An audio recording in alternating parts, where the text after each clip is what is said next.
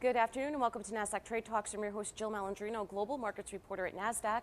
Joining me at MarketSite, we have James Albis, who's the CEO of Snohub, and we are going to talk about the Uber of snow removal. Now, James, this is interesting. You wouldn't think of snow removal as a hot topic on Trade Talks, but it's a bigger picture than that. It's about the on-demand global growth that we're seeing for economies everywhere, this on-demand presence. Sure. I mean, what you've seen now in terms of the shifts, in terms of how other industries have disrupted, whether it's the taxi cab vertical, the hotel vertical, we took a similar playbook and approached it to the inefficient snow removal vertical. Well, it's a big market. Yes. $8 billion. I mean, this stuff falls out of the sky for free. Yeah. But it's an $8 billion market. What is that? What does that all entail? Sure. That industry is predominantly residential snow clearing, and that's across the United States. And what we've done in terms of addressing, serving that market is that, our mobile app clearly provides a convenient solution for customers looking to have an on-demand snow clearing service. Right, and you service the residential market. Correct. Exclusively. And yes, we do. That's an $8 billion yes, umbrella. It is. What I find interesting with the company as well, you're based out of Connecticut, yes. right? So that's suburbia all right. over. I know from my own experience, it's really hard to sometimes get snow removal when you sure. have 3-4 major snowstorms like sure. we did last year, because landscapers are booked up. Yes, that's true. And right? the challenge there in that context is that you have a fixed amount of workers, landscapers, as you pointed out.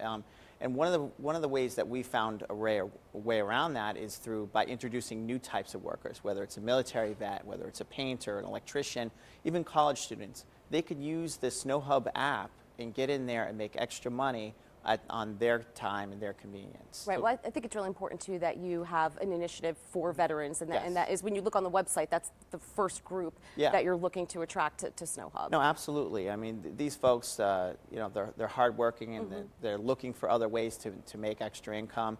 So whether they have a pickup or a plow or snowblower or even a shovel, they can get out there and earn meaningful income this coming winter. Right. Let's talk about the technology behind the sure. app. How long did it take you to develop Snohub? Our first stack took about 90 days. That was a fast sprint in terms of that development. But right now, we're 2 years into the development process. So we've gone through 80 iterations of the app. Oh, wow. And the technology was really built around a lot of customer feedback as well as contractor feedback.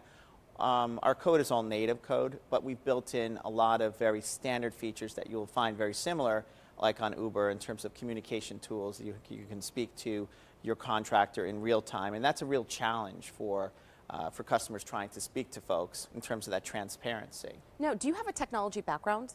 No, I have a product and a strategy background. Right. So again, I architected the stack, but we have a full development team that built and coded the apps. So it's really interesting. You can develop apps as long as you have the right team in place. You don't right. necessarily have to have that technology background. Right. That's true. And in terms of, I think the way we approached to building the app was really focused on building it around the needs and the wants and the concerns of the marketplace.